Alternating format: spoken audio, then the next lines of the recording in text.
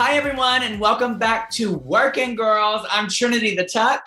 And I am Ginger Taylor the Tuck Minge the Third Junior Hightower Smith.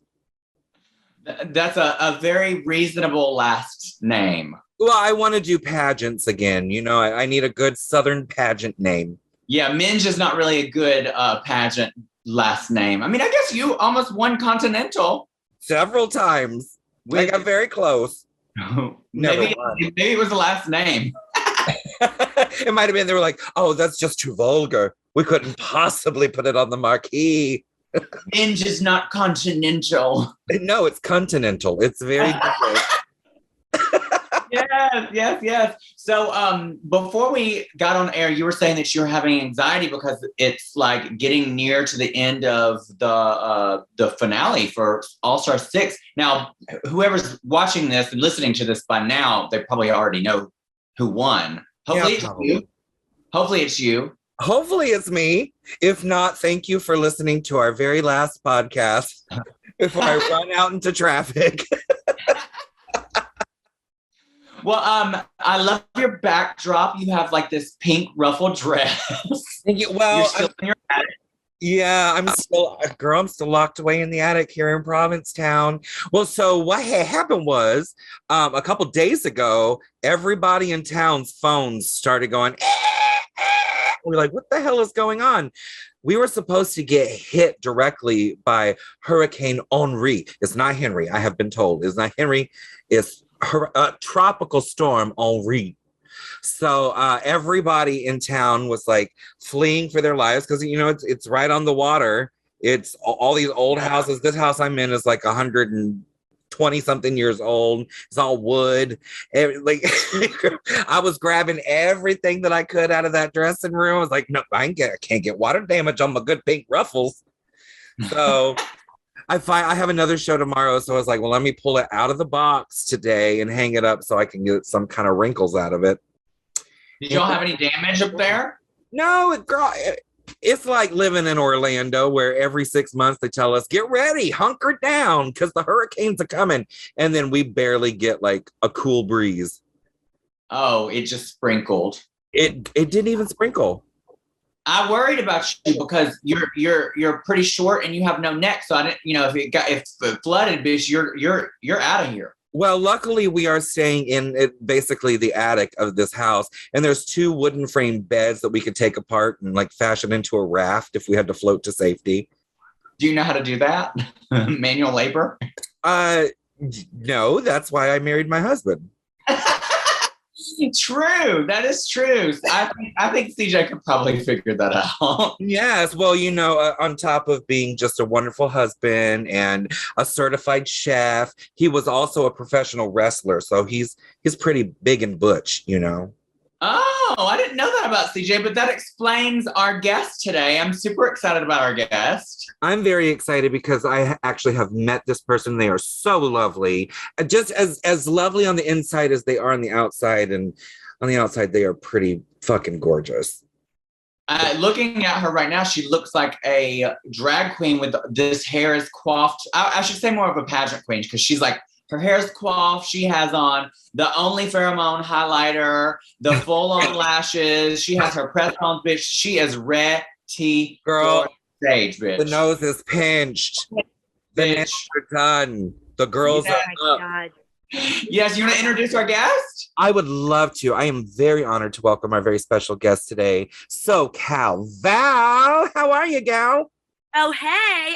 How am I? I am fangirling, freaking out. I am so in love with the both of you. Like, you don't understand. This is like my celebrity moment. And I actually fear how I'm going to deal with this because I'm flipping out. Like, I'm going, is this real life? I'm doing David at the dentist. Is this real life?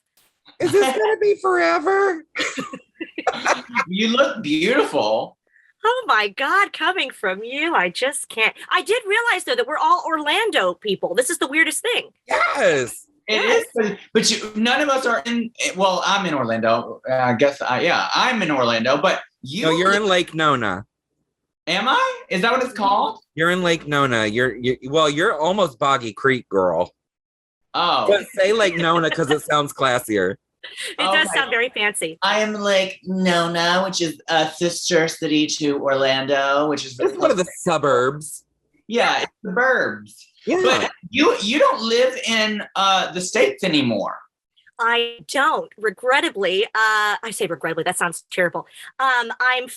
Originally from Texas, lived in SoCal for a bit, Southern California, hence the SoCal Val name. Lived in Kentucky with a terrible boyfriend. Lived in North Carolina. And then, yeah, I live in England now. Well, I am mostly from Orlando, but my husband is British, too British to function, as I call him. Cravat wearing British husband, Alan. And I've been married for 5 years, been here about 5-6 years, and I'm just about a half hour north of London. Can I say, before we move on, I think all three of us have probably lived in Kentucky with a terrible boyfriend at some point. Yes. Well, I didn't have a boyfriend, but I moved to Kentucky to get away from a terrible boyfriend. Oh, God. What is it about that state? It's the go-between.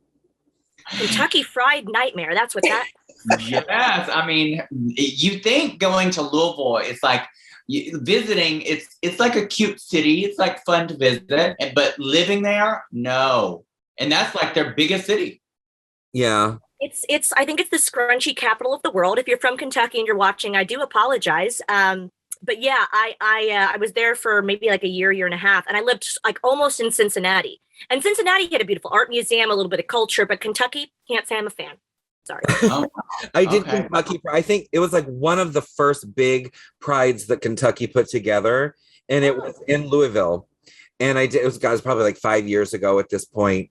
It was so much fun, but it was literally like in a cul-de-sac off of this random street. And like people were just wandering by. It was like nobody in town really knew that Pride was happening, but they all stopped and they were like, "Oh, look, there's a cross-dresser. I think I'll stop and gawk for a minute." At the cul-de-sac. In the cul-de-sac. It was lovely though. I've always had a good time in Kentucky, but I'm always grateful to like have the fun and then leave. Yeah. I didn't have luck dating there. I mean, like, because most of Grindr there is like the blank profiles, like, because it's all like nobody's out. So that's shady. Yeah, I mean, well, it was, some hot rough trade, but other than that, I was not trying to date anyone from there.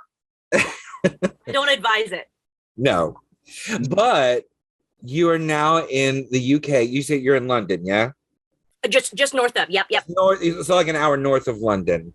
I love that. I love London. I would live in, if I could pick any place, it would probably be like Manchester. Mm-hmm. Okay. I just love it. I love, gosh, what do they call that? There's like this place where you go and it's all sorts of little shops and stores, but it's and the restaurants is all like a cobble street. Yeah, but this one building is like 4 stories high and it has every bit of anything you could ever need to do drag. And I know that because I flew in one day from Australia to Manchester and they lost my bags. Oh, gosh. And my bags weren't going to make it until after I left the next day to go to Seattle. So I had to go and piece together everything for this show that night. And they took me to this place. I wish I could, like Apex or something like that. I don't remember. But foundation and lashes and wigs and rhinestones and sequins and necklaces, everything to make the queen was in this one building. It was the coolest place I've ever been. Wow. I love that. I've never seen that store. Well, I'll take you next time we go, if we're ever allowed to go again. I attended Manchester Pride virtually this year. And I think I want to say they canceled it this year, the in-person event. But Manchester is one of the only places I haven't been to so much. But there's a lot of fantastic prides here. Like Brighton's the big one. Mm-hmm. I've been to London Pride. They have some really cool things here. And England's beautiful. It's really weird, actually. I don't want to bore you with it, but my 2 sisters and I have 2 older sisters, and we all ended up in England. My oldest sister is married to an Irishman who's a musician in a band called The Script, and they've lived here for years and years and years. They have 3 kids, so she ended up here first. Then I ended up here, ended up meeting my husband. I was here for a Comic-Con. I went to his restaurant. We just kept in touch. Long story short, yay for love. And then my other sister's actually, she studies in Birmingham. So all 3 of us ended up in England, and I was the one who grew up loving English culture, the Henrician period and the Tudors and all that stuff. So it's really weird that I ended up here when I was such a fan of everything British. What do they call that? An Anglophile? Yeah. An Exactly. Yeah. I've said that, and I've always hoped in my heart of hearts that it was the politically correct thing to say because I don't know any better. But it sounds a bit harsh, doesn't it? Anglophile. It sounds like it does. But I have always been obsessed. Or maybe it was the Spice Girls. We're all of that generation. We grew up with the Spice Girls, and we all wanted to be them. Hell, I'm Ginger for a reason. But I always was so obsessed with British culture when I was growing up. And then, of course, after the Spice Girls, I got into like Doctor Who. And then I went back and watched all the old Doctor Who's and then Mrs. Brown. And then she found Uncut Men, and she's like, they're all in the UK. Well, and it's fun with an uncut penis. You can practice like making balloon animals if you want. Okay, if we can go there, I mean, hey, this is, you know, that's an interesting thing to get to get used to. You're like, oh, what's this? Hello. They don't have that in Kentucky. I've never seen that before. It's because British people are so cultured that they always wear a little hat, you know? They do. They You want to dress up for the occasion. I'm into it. As long as it's a pretty penis, I love it. Yeah. I don't care if it's pretty, girl. As long as it's a penis. I'm so interested. This is so weird to say out loud, but I'm so interested in human anatomy. So like penises and vaginas and breasts and like all that. I just think they're so interesting and so beautiful. Even the ones where people are like, oh my God, it's so ugly. I'm like, no, look at like it's really kind of cool.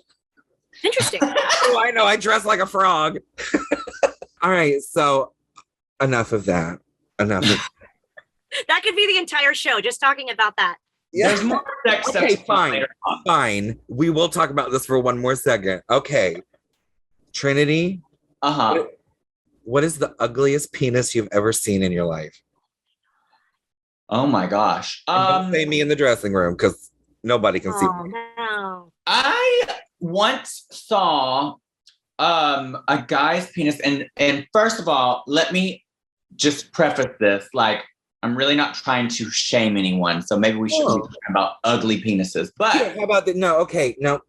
Most unusual penis I've ever seen was a guy who literally his penis, when erect, it was like a boomerang. It was like it literally curved. Like, yeah. I was like, how does that? You have to like stand to the side to like.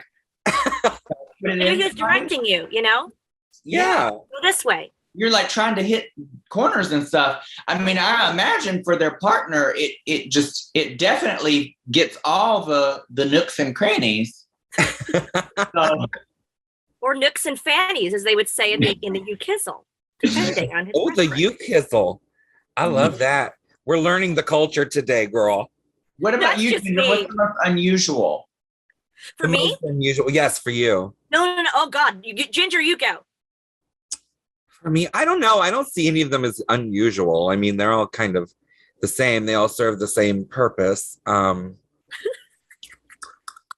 Much like you, Trinity, it didn't go out to the side, but the one you saw, not you. I've never seen her. But there was one that literally, when erect, would curve like into his belly button. Wow. I mean, not all the way in, but it was heading north for the winter for sure. Towards that way. Interesting. Yeah. What about you, Val? Oh God. When we started talking about it, I remembered a friend of mine. I will not name her because she's a very high profile host now. I wouldn't do that to her. But she used to talk about like the army hat, and I'm just going to go ahead and say it on this podcast. I don't mind. I was a virgin until 19, and I was with a guy for 8 years, just one guy. So I guess when she was telling me this, I'd be like, huh, because I had just been with the one dude. And she said something, how boring am I? Jesus, I learned later. Have some fun, ladies and gentlemen. But she would always talk about how it was like an army helmet. And I was like, what? And then I was with a dude that it was not just like an army helmet. It was almost like a microphone. And that was interesting. But me as a presenter, I thought, I'm used to this, so I know what to do. Wow. So, hello? So you're talking about the head of the penis being so large. Yeah, it was a bit off-putting. And large and almost symmetrical. I would imagine to be like a microphone. Yeah, just like for those listening, I'm actually doing the gesture now. It's too bad you're missing that. That's why you need to go to YouTube. But yeah, almost like an ice cream cone. I was like, this is interesting. Wow, that has got to be just. How does that even go in? Yeah, it worked fine. Oh, okay. No complaints. Wonderful. Well, that's just wonderful. Now we know. You know, it wasn't a long-term thing. I had my fun. You know. What are you drinking there, gal? I am drinking a bit of Red Bull vodka. And I hosted a chat before this, and I only had my Red Bull. I thought, let me get a little bit amped up. I always get giggly, so I'm going to apologize now. But then I did tell CJ, I said, listen, I am such a fan of both of you. And I'm sitting here going, okay, compose yourself. Maybe put a little double shot of vodka in there. So that's what I did, just for liquid courage. So we actually we've set this interview up through my husband CJ. Yes. But you and we first met. Well, I first saw you at Drag World UK. Yes. And then we somehow connected, and you got tickets to come see my Christmas tour in the UK a few years ago. And I will never forget, you were sitting towards the back of the theater. Mm-hmm. And the meet and greet was at the back of the theater. And I just remember you were so nervous. And I overheard you talking about how you're so nervous. You don't want to approach me. You don't want to talk to me because you don't want to like be weird. No, and then done. Flash forward, like we didn't really get to connect that night, but flash forward a couple months back, I got to do I got to do your YouTube channel with you and the girls. Yes. Which was so much fun. And I almost like that I didn't know any of you that well, because I felt like I got to know you better during that. Oh my God. It's actually, the story of how we met is actually quite cute because, aren't we cute? Because at Drag World, my girlfriend Erin and I, who's my best friend, she is just like me, just worships, Drag Race and loves it so much. We have like the Voxer chat every week about, our thoughts and everything. And she and I were walking by, and we must have said something, and you heard our accents, and you kind of, I'll never forget, you kind of did this like, what? And you said, where are you from? And we both at the same time went, Orlando, because we know that you're from Orlando. And you said, oh my God, come say hi. Then CJ came up and said, oh my God, weirdly enough, there's a connection here because he has a Universal connection. Universal Studios is where we used to film Impact Wrestling, a company I was with for 9 years as a presenter in professional wrestling. I don't wrestle. I'm more of the voice of, per se. Remember the microphone? We won't go back to that. And so we started talking, and he said, oh, get in line. You got to meet her. And you had that fabulous dress that was so great that you had all the fans sign, which is such a cool idea. And we waited. I don't think we ever got to connect there because the con was ending, and we just thought, oh gosh, missed opportunity. Then CJ was so nice to give me tickets, and I was with another friend of mine at your Christmas show, and we were let in early, and you were just stood at the bar talking to someone, and it was the perfect time to go say hi. But this is the thing, like I do Comic Cons, I do autograph signings, I meet people. I've never really fully understood how people can like flip out and either cry or be shaking or fall all over their words and whatever. That was me. I've had it happen a few times. I also met Sasha Velour, who I was like, my hands were clammy, flipping out. Love her as well. And I said to my friend, she goes, well, you have to go say something. I said, well, what do I say to someone? Like, what do I say to her? What do you say to someone like Ginger Minge? My God, whatever I say is gonna be stupid. And, just pale and compared. Do I bow? I don't know what I do. I'm just so in awe. You curtsy, bitch. You curtsy. Or just I should have. And I'll tell you, that's why I honestly didn't. I was legit too freaked out. And so the show was phenomenal. Such a great time. And then the girls on GAW TV, which is GAW, Grown Ass Women TV, myself, Mickey James, Lisa Marie Barron, two fabulous wrestlers, ex-WWE and Impact Wrestling, very, very famous, fabulous wrestlers. We do a show every Wednesday at 5 p.m. on YouTube, GAW TV. And they surprised me with Ginger Minge for my birthday. And I literally died. We did a tea party theme. You came in theme, by the way. I did. And I love a theme. I must have cried at least twice. I was an idiot. I love a Say Something Hat Day. It was a Say Something Hat Day. And I will never forget it. I want to say thank you again because I want to say now, because before I have more vodka Red Bull, I said to you, and I want to say to you, Trinity, as well, like it means so much to me what you all do and how much you make a difference to people. Because one thing I have to say about professional wrestling is it's great and it's entertainment, but it pales in comparison to what you guys are doing and how you're entertaining and changing. Oh God. And changing people's perspectives and acceptance. And I just think it's awesome. So Well, I just want to say that. Awesome. I'm out of don't even get me started on All Star 6, which I like to call the show that Ginger Minge is going to win. Team Ginger all the way. It's been such fun watching, though. It's been so much fun, especially the game within a game. That threw me, and I do love a little surprise. It threw us. It completely threw us. We didn't know what the hell was going on. We didn't even it never clicked in our head. Oh, she said game within a game on day one. We just went about our business thinking everybody was packing up and going home. And all of a sudden we had to sit there and watch them all lip sync. There was a waiting. How long was that day? That was the longest day of my life, actually. Okay, so here's the tea. Well, at this point, I will have won or lost, so it doesn't really matter. So if I get in trouble for this, I don't fucking care. So the real tea is that after Eureka was eliminated, it was already probably like 11:30 p.m. or something. And they took us back to, not to the workroom, they took us to the holding trailers way, way, way down on the end of the lot. Trinity, you know which ones I'm talking about. Yep. Mm-hmm. And they were like, hey, we're having some electrical issues in the workroom. Just hang out here. And whatever you do, don't go around the corner because they're working on stuff. Well, girl, eventually after like 2.5 hours of waiting, we had to pee and we needed to eat. And it was like, really, really getting late. And they finally came around and they were like, all right, we can go back to the workroom and wrap everything up.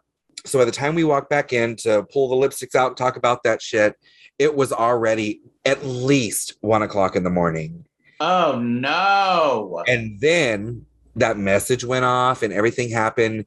And we had to sit and watch those lip syncs, all of them. We didn't get out of there until after 3 in the morning.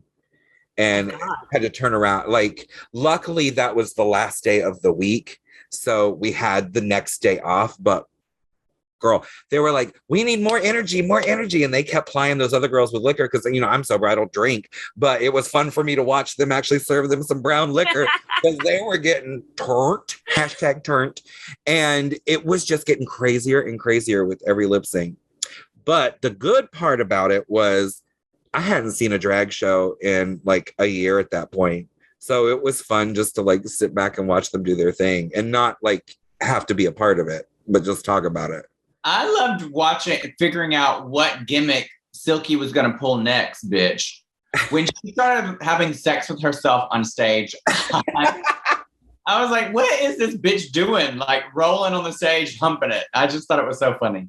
That was hilarious. Speaking of gimmicks, like wrestling is a whole lot about gimmicks and stuff. Like everybody, like every character has their gimmick. It all goes back to like that old adage, you got to get a gimmick, you know, if you want to be successful. And so you come from the wrestling world. I want to talk more about you and your experience and like everything you did that's brought you to this point. How long have you done wrestling? Like been involved with wrestling, rather? So I'm 35 now. My first show was 2002, 3 days after my 16th birthday. It's been a damn minute. It's been a really long time. I started really, really young. And back then, back in my day, that was really, really young to start. There's some people here, nowadays that are starting early, but it was really early for me to start.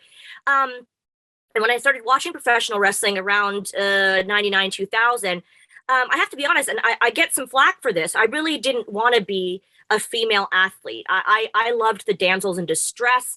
I loved probably why I love drag. I loved the pomp and circumstance of it all, the entrances, the drama, the love triangles, and all of that comes with professional wrestling being somewhat of a soap opera in spandex, as we call it sometimes. And I loved that. I loved the acting part of it. And I was living in Southern California at the time. I was trying to get into acting a bit, but I was very young. And, acting was a bit harsh. And I kind of thought, I love wrestling so much. Wrestling kind of it encapsulates all the things that I love. If I can say encapsulate, by the way, maybe I do need more vodka. I'm very proud of myself for using that word. But, it has acting. It's got, flashiness and glamour and all of that. And the girls that I loved were, no offense, but not the very serious wrestlers. I loved the neon pink and the hair and the makeup and the photo shoots, the Caribbean DVDs where they were like Sports Illustrated. I loved them. And I loved Stephanie McMahon. Mhm. She was kind of my original boss bitch, like suit wearing. She played a spoiled little rich girl, but she was also, you know, Vince McMahon, who runs WWE. She's his daughter, and she had that spoiled brat character, but she was, you know, eventually started to own her own companies and really do a lot of boss babe moves. So that's who I wanted to be. And I loved that side of it. And I went to a few indie shows. A friend of mine knew a promoter and said, you know, she's very young, but she'd love to, you know, walk one of the guys down to the ring, which we call managing or being a valet. And that's what I really started doing. And, you know, being a character in that way, you can help them cheat, allegedly, or you can, you know, talk on the microphone for them. You know, you're sort of the voice for this big, scary wrestler. Mhm. And I did that for many years. Then around 18, I got signed to Impact Wrestling, TNA Wrestling, as it used to be called. Which, I mean, being at the airport and saying to someone I work for T&A Wrestling sounded bad. It was TNA. So when they changed to Impact Wrestling, I'm like, listen, you're doing me a favor by not having to explain I work for TNA. I mean, nothing like that. Just saying. But yeah, so I was with that company for 9 years. And what sort of transpired is I got to manage, I got to be a ring girl for a very long time. But then when my storyline ended, I had a whole wedding on pay-per-view that, of course, went awry, shockingly. And after my storyline ended, I sort of got into the presenting side of things. And I thought, you know, what's great about this is after wrestling, meaning even now, I still am somewhat involved, but the presenting skills and video editing skills and things I do for Impact Wrestling will eventually help me in other areas, which it has now. So I'm very grateful to wrestling for, you know, teaching me all of those skills. Yeah, I love that. See, I never really watched wrestling growing up, but once my husband and I got together, you know, he's a huge wrestling fan, and it was such a big part of his life for so long. So I was like, all right, let me sit down. And much like you, I'm like, I love the story, I love the drama, I love the soap opera aspect, and I love how like sexy and powerful and wonderful all the women are. Yeah. And I also love how feminine most of the men are. Like, they're not afraid to just kind of go out there and do it and wear it and be it. Like, I think that's so great. Yeah. I think there are a lot of parallels. Like, there are. If you look at people like Ric Flair or Adrian Adonis and these different old school characters, even back in the 70s and 80s, you know, they were wearing, you know, they had the long hair, they were wearing these sequin robes and hot pink and all of these things. And it was a bit of an androgynous thing, or like a blurred gender. And I think that's so cool because it was actually really encouraged to be different and to be loud and proud. And I love that. And wrestling has really evolved into a more woke environment because, you know, it was kind of seen as a Southern sport, as like a man's sport, but they've gotten so much better with being progressive. And I'm really grateful to see that. That's something that I'm really proud of with professional wrestling is they're kind of still moving with the times. And it's not just this boys club as it was. Even when I started, it was very different. Yeah, I love that. I just watched an episode of The Toys That Made Us, and they were talking about all of like the big boom with all the wrestling toys that came out. And I just want to know, like, did you ever have a SoCal Val doll, a little figure? You know what? I got scanned twice with Jack Specific, the company that makes the action figures, and they never made me one. But to be honest, people are always like, oh, you should have had an action figure. And I'm like, I was scanned. I was going to eventually have one. But to be honest, not being a wrestler, I'm probably on the bottom of the totem, which I totally understand. I think that's very appropriate. But the cute thing is nowadays people will come to Comic Cons and they've given me my own action figures that are actually like someone else's action figure, but they've painted the hair red. They've put a sequin dress on it. They've made some for my husband. They've taken like any sort of bearded wrestler. They'll put like a scarf on it and it'll be my husband cute. So people are really creative in that way, that I have a lot of custom SoCalVal action figures and bobbleheads, but they're not really official. But that actually means more to me that they've made it themselves, you know? Well, is your from the wrestling world as well? My husband? Yeah. Is he no, from? And he's not at all. And I kind of, one of the wrestlers, Jinder Mahal, if anyone watches wrestling, they know who he is. He coined the term civ. He's a civilian. So my husband is from kind of the restaurant industry, mixology. He owned a gastropub. He's still in that industry as well. And it's sort of really, really refreshing, even having dated wrestlers, that he's not involved. He knows some wrestlers. They've come to his restaurant before. He is sort of up on it because of what I'm involved with, but he's not in wrestling. And I think that's really refreshing. I wouldn't have been surprised if I had ended up with a wrestler. But to be honest, especially now that I'm kind of transitioning away from it, it's actually really refreshing that he's not in wrestling. And he sort of embodies a lot of things that the wrestlers that I've met and dated don't really understand. He's more about traveling and, going around Europe, and he knows, good food and wine and a lot of things that I'm interested in, especially the wine portion. So for that reason, we're really well suited. He dresses really, you guys would love how he dresses. He's like a cravat wearing, very experimental with like glasses and accessories and scarves and stuff. So we have a lot of fun. I've sort of doubled my scarf wardrobe marrying him, which is one of the reasons I committed. Well, and you live in the UK, so there's like reason to have a scarf, Well, that's funny you say that. Wrestling So there? Sorry? Is there wrestling in the UK? There's a lot of wrestling here. I was just going to say to Ginger that when I moved here, being from like all these hot states, I never understood that scarves are like for a purpose. I thought it was just like, I'm going to throw on my silk scarf and be Joan Collins today. No, it's like because it gets cold as hell here. But there's a huge wrestling scene here in the UK. And now even WWE has a developmental promotion that's here. So it's gotten bigger and bigger. And a lot of the wrestling here in the UK is really flourishing even now. Oh, wow. Great. Yeah. Oh, I also just watched, I know this is such a non sequitur, but The Undercover Boss with Stephanie McMahon. Mm-hmm.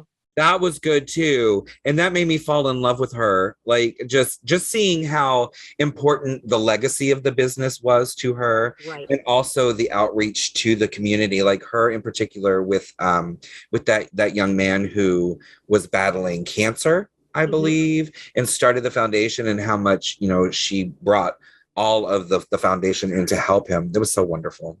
It is wonderful. And she actually helped GAW TV. We did a promotion that we're going to do annually, actually, called Dresselmania. Like WrestleMania. I get to do that. Yes, you did. And you donated a fabulous dress from a fantastic performance that you had. And it went for bonkers. But I was so happy that the fans especially were so happy to have you, because we mostly had wrestling gals. But of course, we were honored to have Ginger. And, we gave all the money to a charity that Stephanie McMahon recommended called Girl Up.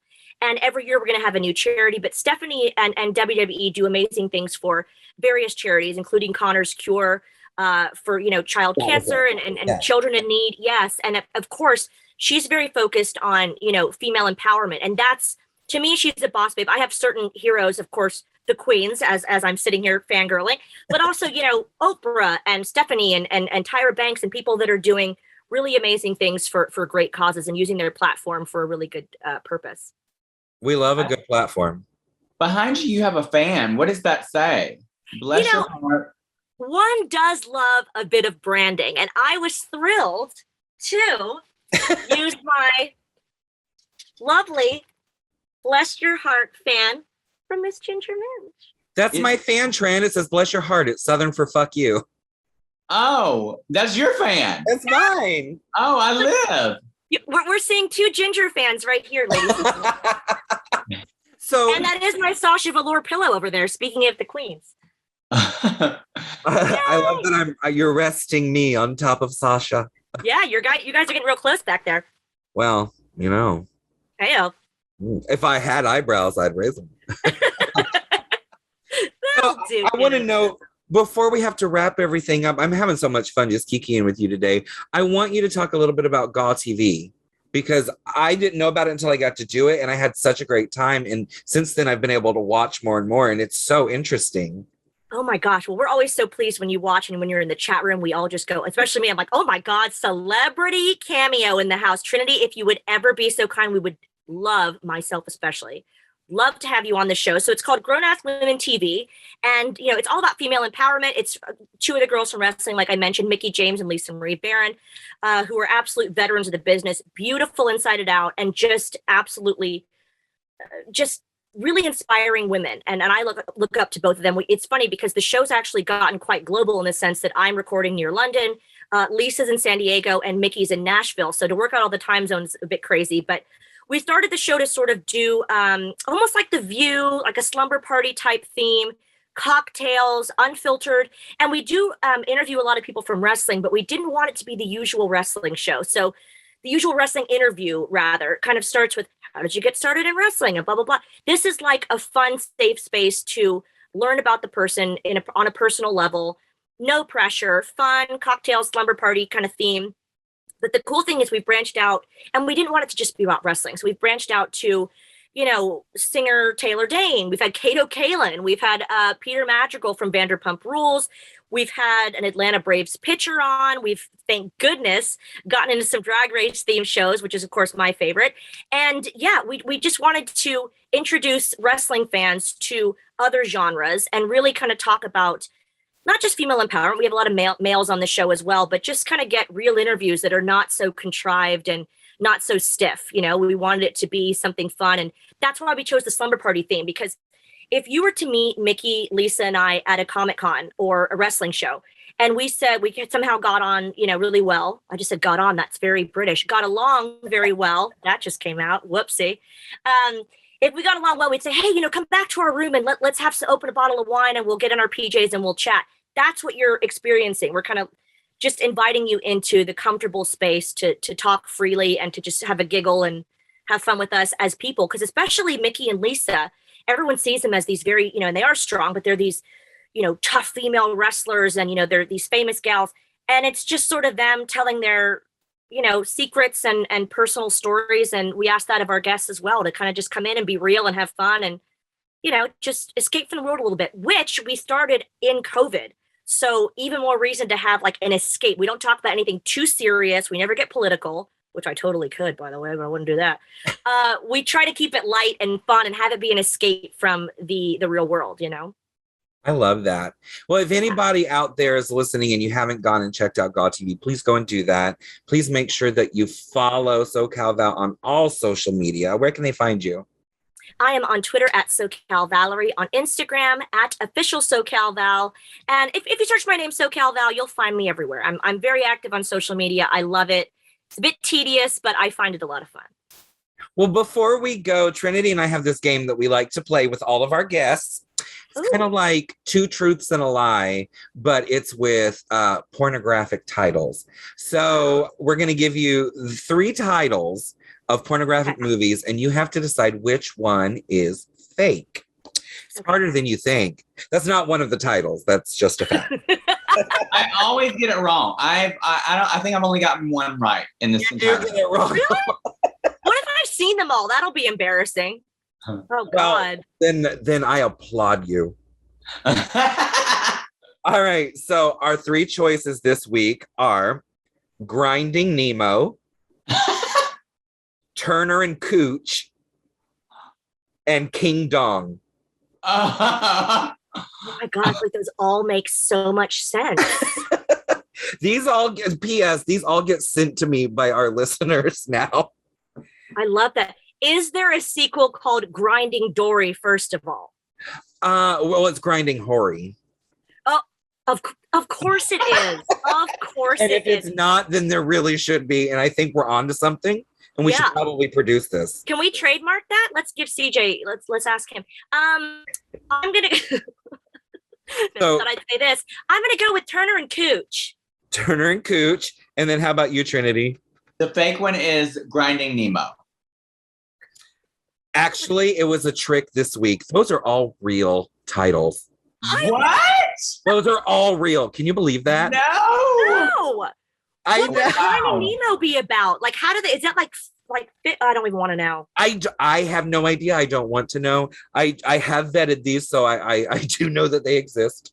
All up in the gills. Ew, but they were all so good. I was like, I'm not going to make up one this week.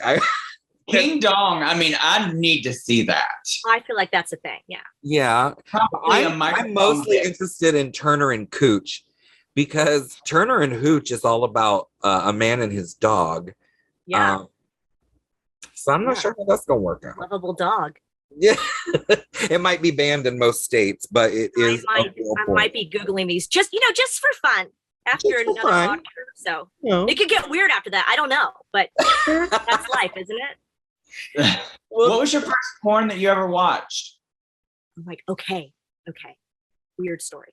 So I may or may not, allegedly, started watching like stupid early. And I would watch I was like really too young to be watching. It was depending on your preference. It was like, remember Cinemax had like Real Sex? Uh-huh. That was HBO. Oh, was it HBO? It was HBO, the Real Sex HBO. series. Loved that. It was graphic, all for it. And then Cinemax had like the really softcore porn. which there was a scene, and it was even that young, I was like, this is a lot of story. I mean, I don't know what's going on, but like, can we get to it? Literally. 9-year-old Val was very impatient. That's crazy.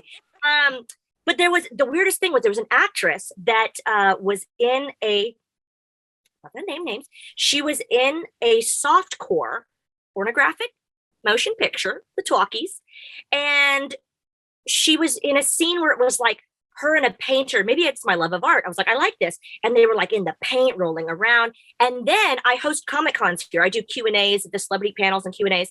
And this said actress was also on a sitcom from the 90s that I also did watch. And I had to interview, and I thought, I cannot look this woman in the eyes without picturing her just splattered with paint, getting it all over a canvas. So that was awkward for me. Just Didn't say, Mama, you are painted. Yeah, she was in a different way. Yes. Well, that has been fun. It's been fun getting to know you. You're great at talking. I could literally hear you talk all day. I'm going to have to look up your podcast. Oh my God. You're going to have to go do it, Trin. You have to do it. It's so fun. Yes, I would love to. We'd love to. We would love to have you. We'll set that up for sure. We would be honored. And again, I just want to say, I am such a fan of what you all do. And especially you two, like I was like, oh my God, ask my husband all day. Well, all week I've been freaking out, and I'm just so grateful to be here. And if you'd like to come on TV, Trinity, we'd love to have you on GAW TV. And Ginger, I love you. And I'm hoping to see either you or Trinity as well in Orlando. I'll be there probably around October. So we'll have to do some. Yeah. I'm there. It's on. Like Donkey Dong. Oh no, King Dong. Like King Dong. King Dong Un. That's probably Well, before we let you go, do you have any words of wisdom, a parting shot for all of our listeners? Ooh, a parting shot. I will say that the best piece of advice I've been given by Don West of Professional Wrestling, he's an announcer, just a little piece that I kind of always carry with me. There was a situation where someone was kind of giving him some grief. And he said that he refused to let someone rent space in his head because this is prime real estate. So that's something that I carry with me. And I tell the people all the time that if something's bothering you, someone's, giving you grief, whatever, don't let anyone rent space in your head because it's prime real estate. I will say that. That has helped me through a lot of things. And that is key to being a working girl. Yes, you are a working girl. You are. I'm trying to work it. Well, you're working it every day, and I can't wait to be out there in the world. I love you so much, honey. Thank you for doing this. I love you guys. I'm such a fan. Continued success to the both of you. Mwah. Mwah. Thank you. Thanks, everybody, for listening. Until next time. I'm Ginger Minge. What was that my cue to say I'm Ginger Minge? Yeah. Oh, sorry. Cue me again. Until next time. I'm Trinity the Tuck's sidekick, Ginger Minge. And I'm Ginger Minge's sidekick, Trinity the Tuck. We can't wait to see you next time. Until then, keep working it, girl. Have a good day. Work it, girls. Bye. Don't tell them how to live their life. You can have a good day, a bad day, whatever you want.